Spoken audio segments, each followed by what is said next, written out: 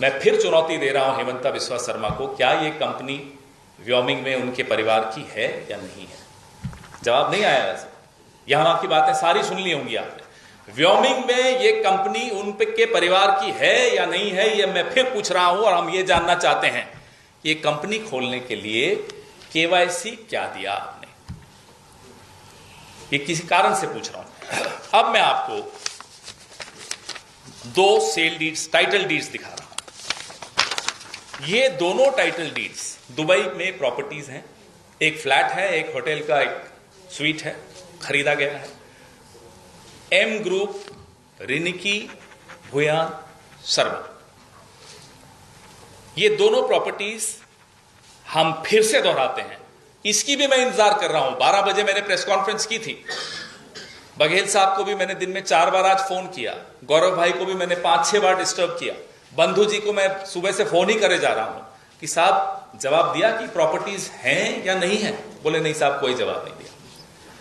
अगर ये प्रॉपर्टीज रिंकी भूया शर्मा की दुबई में हैं, तो आपने हेमंता जी अपने इलेक्शन एफिडेविट में इसका जिक्र क्यों नहीं किया?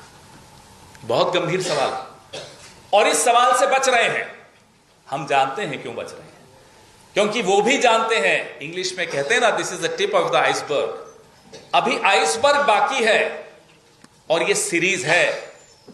चुनाव भले खत्म हो जाए, ये सीरीज चलती रहेगी हेमंता जी, क्योंकि बंटी और बबली गिरफ्तार होंगे।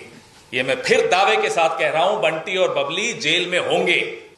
अब वो केवाईसी इन्होंने खुद बनाई, सरकारी है, ये भी जवाब वही देंगे, हम तो नहीं देंगे। ये इजिप्ट का एक पासपोर्ट, जिंदा पासपोर्ट है, एक्सपायर नहीं हुआ है। चुनौती है सरकार को, लाइए। अगर ये फेक है तो क्या ये केवाईसी में फेक डॉक्यूमेंट लगाए उन्होंने? जवाब दें। आपने जो कागज लगाए केवाईसी में, वही कागज हमारे पास हैं और भी बहुत कुछ है। ऐसा नहीं कि यही है, भंडार है कागजों का, चिंता मत कीजिए।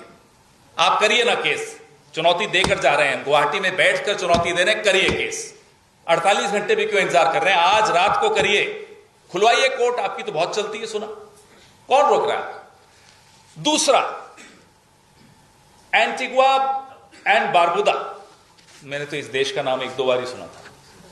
वहां मैंने सुना है कि पासपोर्ट बनाना बड़ा आसान होता है, जेब भरी हुई होनी चाहिए। ये एक और पासपोर्ट है और ये पासपोर्ट भी जिंदा है। मैं 3 पासपोर्ट किसी कारण से कह रहा हूं।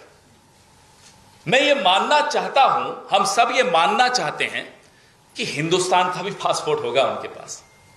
अगर है तो साहब, हिंदुस्तान दोहरी नागरिकता को गैर कानूनी मानता है।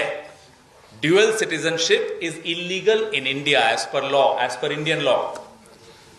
तो आप बताइए कि आप इंडियन नेशनल हैं या नहीं है रिंकी जी? अगर हैं तो आपके पास 3 पासपोर्ट हैं, और अगर आप नहीं हैं, बहुत बढ़िया, फिर आपके पास 2 ही पासपोर्ट होंगे।